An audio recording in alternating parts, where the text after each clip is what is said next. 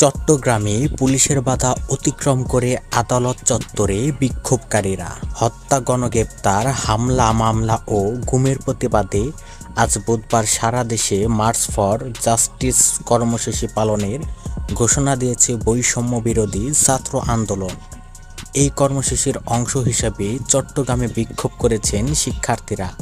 পুলিশের বাধা ভেঙে আন্দোলনরত শিক্ষার্থীরা আদালত চত্বরে প্রবেশ করেন। তাদের সঙ্গে যোগ দেন বিএনপিপন্থী আইনজীবীরা। দুপুর 12টার দিকে বৃষ্টি উপেক্ষা করে বিক্ষোভকারীরা আদালত চত্বরে অবস্থান করেছিলেন।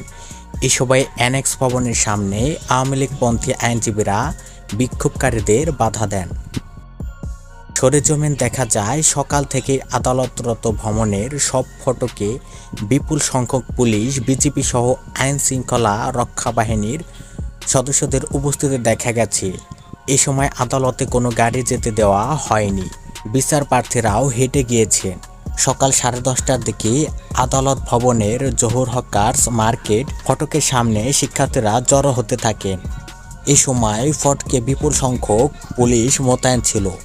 শিক্ষার্থীরা আদালত ভবনেই ফটকের পাশে জেলা পরিষদ চত্বরে বিক্ষোভ শুরু করেন। এ সময় ওই এলাকায় রাস্তা বন্ধ হয়ে যায়। এরপর দুপুর 12টায় শিক্ষার্থীরা মিছিল নিয়ে বাংলাদেশ ব্যাংক সংলগ্ন ফটক দিয়ে পুলিশের বাধা অতিক্রম করে আদালত চত্বরে যান। শিক্ষার্থীরা ও বিএনপিপন্থী আইনজীবীরাও আদালত ভবনের সোনালী ব্যাংকের সামনে জড়ো হন।